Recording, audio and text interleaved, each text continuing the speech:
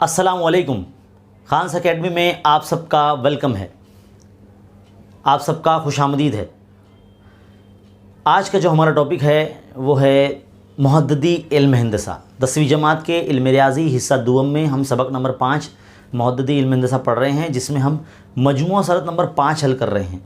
और उम्मीद है आपने जो इसके पुराने वीडियोज़ हैं जो पहले बनाए गए हैं वो आपने देख लिए होंगे, जिसमें हमने ऑलमोस्ट पूरा सबक पढ़ा दिया है मशक़ी से 5.3 तक, और मजमूआ सरत के भी हमने कुछ हिस्से डाल रखे हैं। अब बढ़ते हैं हम आगे, जिसके अंदर हम आज सवाल नंबर 9 से जो क्वेश्चन है वो कराना आपको शुरू करेंगे। वैसे वीडियो में आगे बढ़ने से पहले मेरी आप तमाम स्टूडेंट से हमेशा की तरह गुजारिश है कि अगर आप हमारे चैनल पर नए हैं तो हमारे चैनल को सब्सक्राइब कीजिए, बेल आइकन को ज़रूर दबाइए ताकि लेटेस्ट वीडियो की नोटिफिकेशन आपको मिलती रहे। चलिए आइए शुरू करते हैं सवाल नंबर 9। तो बच्चों, सवाल नंबर 9 क्या दे रखा है आपके सामने? हमें दो मुहद्दिद दिए गए हैं, दो नुकात दिए गए हैं, पॉइंट P और Q, और दोनों पॉइंट के दोनों नुकात के मुहद्दिद दिए गए हैं। क्या दिए गए हैं? P के मुहद्दिद दिए गए -12, -3, और Q के मुहद्दिद दिए गए हमें वो है 4, K। तो इस ख़त की जो ढलान है, मतलब PQ की ढलान है, वो आधा 1/2 दिया गया है। तो हमें K की कीमत मालूम करने के लिए कहता है। मान लीजिए अगर ये पॉइंट P और Q कुछ इस तरह से है, पॉइंट P ये है, पॉइंट Q इस तरह से है, और इसकी मुहद्दिद -12, -3 है, और Q की जो मुहद्दिद है वो 4, K है, और इनका जो ढलान है यानी M वो 1/2 दिया गया है। तो हमें कहता है कि K की जगह पे कौन सा नंबर होगा, मतलब K का नंबर क्या है, K की कीमत क्या है।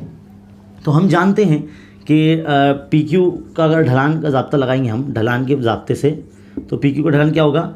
इसे पहले हम लिखने से पहले फ़र्ज़ कर लेंगे कि ये x1 y1 है मुहद्दिद को, और ये जो है x2 y2 है ना। इस तरह से पहले मुहद्दिदीन को फ़र्ज़ कर लेंगे। तो हमारा जो फार्मूला होता है वो y2 - y1 upon x2 - x1 ये होता है ना। उम्मीद है आपको फार्मूले याद होंगे और आपने अच्छी तरीके से रिवीजन किए होंगे।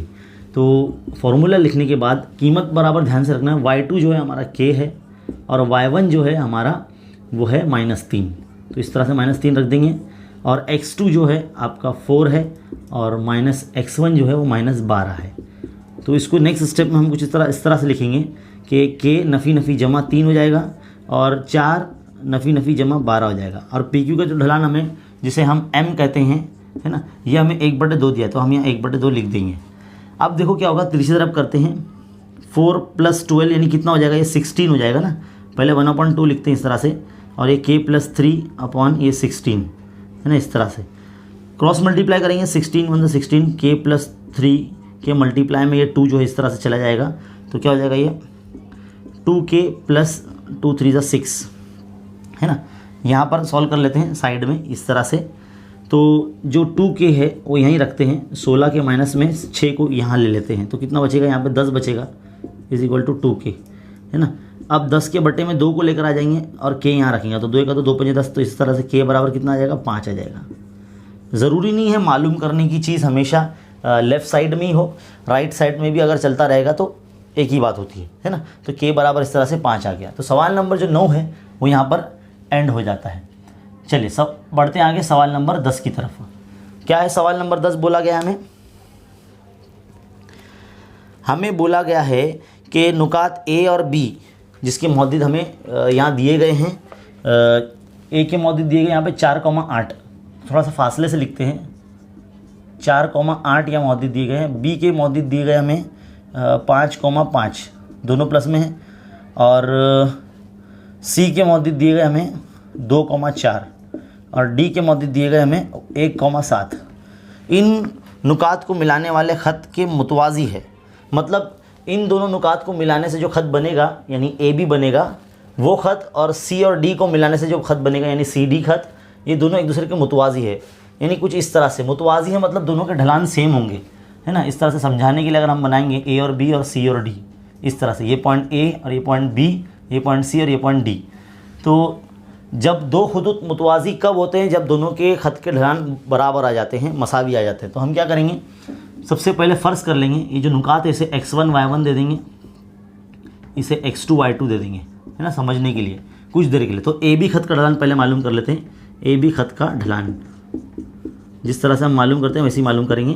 तो ए बी खत का ढलान का जो फार्मूला है y2 minus y1 upon x2 minus x1, ये फार्मूला है। तो y2 जो है हमारा वो 5 है, माइनस y1 जो है हमारा वो 8 है ना। x2 है जो हमारा 5 है और x1 जो है हमारा 4 है। तो कितना आ जाएगा ये -3 अपॉन 1, तो ये -3 आ जाएगा।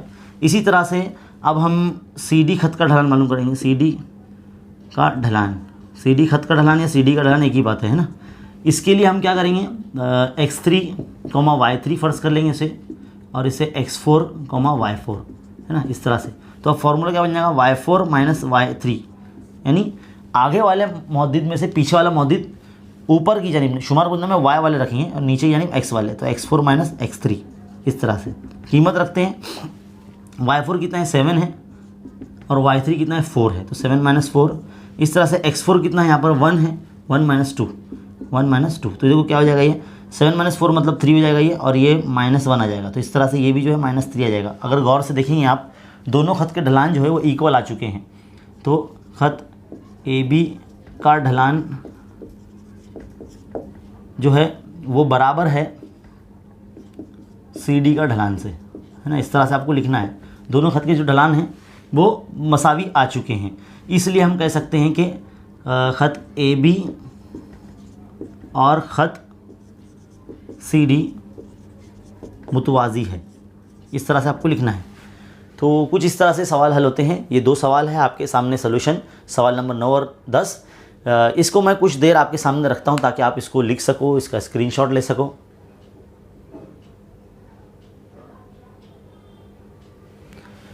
तो बच्चों, उम्मीद है आपको सवाल नंबर 9 और 10 बहुत अच्छे तरीके से समझ में आया होगा। चलिए अब बढ़ते हैं सवाल नंबर 11 की तरफ।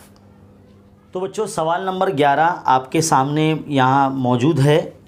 इसके कुछ 4 मुहद्दिद यहाँ दिए गए हैं PQRS, और चारों पॉइंट के मुहद्दिद देने के बाद हमें कहता है कि दिखाइए कि ये मुतवाज़िल अज़ला के रासायन हैं। तो मुतवाज़िल अज़ला आपको पता होना चाहिए, 4 ज़िले वाली शक्ल इस तरह से होती है।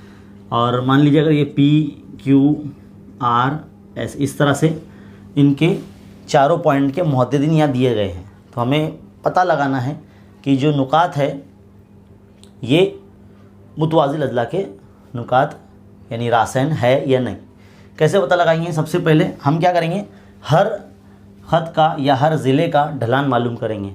अगर ढलान सेम आ जाता है तो हम ये समझेंगे कि ये जो रासायन है मुतवाज़िल अज़ला के रासायन है। तो बच्चों, हमें क्या करना है, देखना है कि इसके मुकाबिल के ज़िलों की जो कीमत है मुतमासिल आती है यानी बराबर आती है या नहीं। अगर बराबर आ जाती है तो हम समझ जाएंगे कि जो रासायन है ये मुतवाज़िल अज़ला के ज़िले। सबसे पहले काम ये करेंगे कि जितने भी नुकात है मौजूद है, ये पहले P को हम इस तरह से x1, y1 फ़र्ज़ कर लेंगे। फ़र्ज़ किया कि इस तरह से पहले लिखना है आपको, मैं शॉर्ट में आपको समझा रहा हूँ, है ना, आपको अच्छे से लिखना है। और इस तरह से इसको x3 y3 और इसको x4 y4, है ना, इस तरह से हम फ़र्ज़ कर लेंगे। तो वैसे इस सवाल को आप फासले के ज़ाब्ते से भी हल कर सकते हैं, कोई हर्ज नहीं, लेकिन थोड़ा सा फासले का ज़ाब्ता थोड़ा सा कॉम्प्लिकेटेड हो जाता है, बड़ा हो जाता है। इसके लिए मैं आपको ढलान के तरीके से हल करके दिखा रहा हूँ। आप वैसे तरीके से भी कर सकते हैं, है ना। तो देखो, पहले PQ का ढलान, PQ का ढलान ध्यान से एकदम अच्छे से हल करना है। फॉर्मूला बस याद रहना चाहिए, है ना, y2 minus y1 upon x2 minus x1। तो क्या है, y2 2 है, माइनस y1 कितना है -2, ब्रैकेट में लिखेंगे। x2 कितना है 5 माइनस 1 कितना आएगा, देखो माइनस माइनस प्लस 2 हो जाएगा, और ये 5 माइनस 1 यानी 4, है ना। इस तरह से क्या हो जाएगा, ये 4/4 मतलब कितना हो जाएगा, 1 हो जाएगा आंसर, है ना। 4 कैंसिल 1 हो जाएगा। तो PQ का ढलान तो आ गया। अब QR का ढलान निकालेंगे। QR का ढलान, है ना, PQ देख लीजिए यहाँ पर है, QR यहाँ है ना। तो QR के हिसाब से क्या हो जाएगा, y3 माइनस y1, है ना, y3 QR निकल रहा है ना, y3 माइनस y2, है ना, अपॉन x3 माइनस x2। तो y3 है हमारा -1 और फिर फॉर्मूले का माइनस, और y2 जो है हमारा 2 है। तो इस तरह से लिख देंगे। x3 है हमारा 3 माइनस x2 जो हमारा 5 है। तो क्या हो जाएगा, ये -3 और ये -2, तो इसलिए माइनस माइनस कैंसिल, 3/2 आ जाएगा आपका आंसर, है ना। QR का ढलान 3/2 हो जाएगा। तो हम यहाँ लिख लेते हैं थोड़ा समझने के लिए, और इसका हम लिख लेते हैं 1 आया है। चलिए अब SR का भी देख लेते हैं। SR है ना, RS का ढलान, RS या SR का ढलान, तो कैसे मालूम करेंगे? y4 - y3, y4 - y3 upon x4 - x3, इस तरह से आपको लिखना है फॉर्मूला। तो -5 माइनस -1, -5 माइनस फिर -1, फॉर्मूले का माइनस है ये, और ये मौद्दिद नुकात का मौद्दिद है ना। और ये x4 क्या है? -1 है, और ये फॉर्मूले का माइनस, और x3 की कीमत भी ये तो प्लस में ही है, तो इसलिए क्या करेंगे? देखो -5 ऐसे ही रहेगा, ये माइनस माइनस ये प्लस हो जाएगा इस तरह से, और ये -3 -1 -4 हो जाएगा इस तरह से। तो ये क्या हो जाएगा? इस यहाँ पे नीचे लिख लेते हैं, -5 + 1 है ना, तो यानी -4 हो जाएगा ये, -4 अपॉन ये -4। तो देखो माइनस माइनस कैंसिल, 4 कैंसिल, तो आंसर क्या आ जाएगा? 1 आ जाएगा। तो RS की कीमत 1 आ गई, है ना। देखो मुकाबिल के ज़िले मुतमासिल आ रहे हैं। अब PS की कीमत बाकी है, तो PS का ढलान मालूम करेंगे। PS का ढलान, तो PS क्या है? x1 y1, और S क्या है? x4 y4। तो हम क्या करेंगे? y4 - y1 upon x4 - x1, इस तरह से लिखेंगे। y4 क्या है? -5, y1 क्या है? -2, इस तरह से। x4 क्या है? -1, फॉर्मूले का माइनस, x1 क्या है? +1। तो देखो -5 माइनस माइनस ये +2 हो जाएगा, और ये -2 हो जाएगा। तो 5 में से 2 गया तो -3, बड़े दत्त की अलामत है ना, और ये -2। तो इस तरह से ये माइनस माइनस कैंसिल हो जाएगा, तो ये 3/2 आ जाएगा। देखो ये भी 3/2 आ गया। गौर से देखिए, मुकाबिल के ज़िले जो है मुतमासिल कीमत आ रही है। PQ बराबर है SR के, ये बराबर है, और PS बराबर है किससे? RQ से। अब जिस ज़ुरबतुल अज़ला के मुकाबिल के ज़िले जब मुतमासिल होते हैं तो हम उसे क्या कहते हैं? वो मुतवाज़िल अज़ला था, इसलिए PQ RS जो है एक मुतवाज़िल अज़ला है। क्या है? एक मुतवाज़िल अज़ला है, इस तरह से हम कह सकते हैं।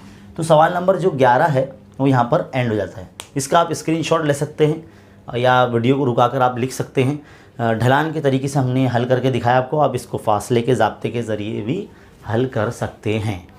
तो सवाल नंबर 11 एंड होता है। उम्मीद है आपको समझ में आया होगा। चलिए बढ़ते हैं सवाल नंबर 12 की तरफ। तो बच्चों सवाल नंबर 12 क्या दिया गया है? सवाल नंबर 12 बोला गया है कि देखो PQRS ये 4 नुकात दिए गए हैं, और चारों नुकात के मुहद्दिद दिए गए हैं। आप देख सकते हैं, हमें बोलता है कि इन मुहद्दिद की वजह से बताइए जो 4 ज़िलाली शक्ल मुस्ततील के रासन है या नहीं। ये मुस्ततील है या नहीं हमें बताना है। तो मुस्ततील बताने के लिए हम भी इसे ढलान के ज़ाब्ते से या फासले के ज़ाब्ते से हल कर सकते हैं, जो आपको सही लगे।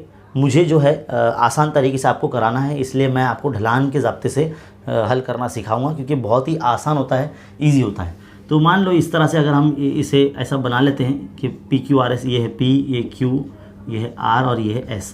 हम चेक करते हैं कि ये जो रासन है ये मुस्ततिल के रासन है या नहीं। तो सबसे पहले हर नुकात के मुहद्दिद को इस तरह से फ़र्ज़ कर लेंगे, x1 y1 x2 y2, है ना। इस तरह से ये x3 y3 इस तरह से कर लेंगे, और ये x4 y4। तो आपकी मर्ज़ी, आप इसे ढलान के तरीके से हल करें या ज़ाब्ते के तरीके से, जो आपको इजी लगे उसके तरीके से आप हल कर सकते हैं, है ना। तो हम क्या करेंगे? सबसे पहले PQ का ढलान निकालेंगे। PQ का ढलान, तो PQ का ढलान क्या है?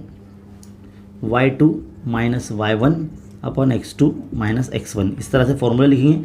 तो y2 है 3 - y1 क्या है? 1, और x2 क्या है? -1, फिर फॉर्मूले का माइनस, और x1 क्या है? 2। तो इस तरह से 3 में से 1 गया तो कितना? 2 बचा, और ये -3, तो ये क्या हो जाएगा? -2/3 हो जाएगा।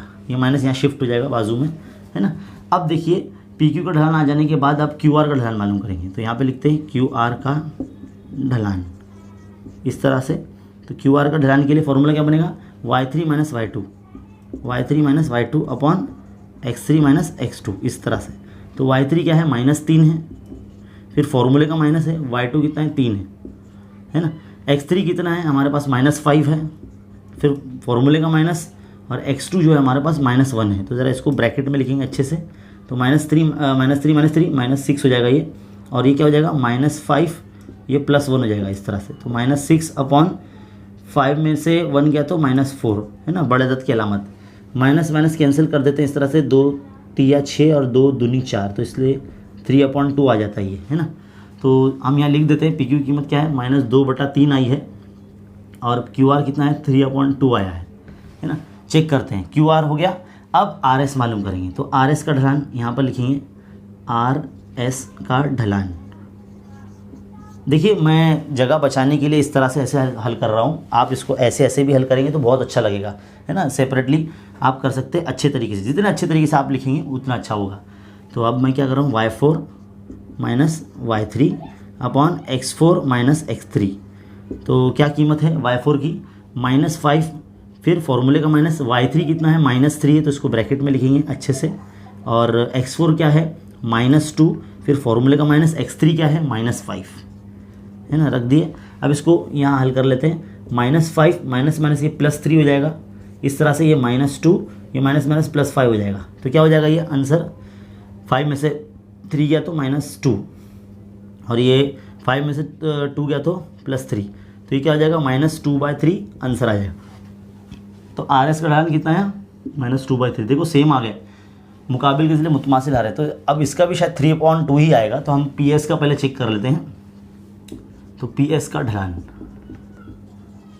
है ना, PS का ढलान के लिए फॉर्मूला क्या बनेगा, y4 minus y1 upon x4 minus x1। तो y4 क्या है, -5 है, फॉर्मूले का माइनस, फिर y1 क्या है, 1 है, और x4 क्या है, -2 है, फिर फॉर्मूले का माइनस, और x1 क्या है, 2 है। तो इस तरह से -6 हो जाएगा ये, -5 -1 -6 और ये -4।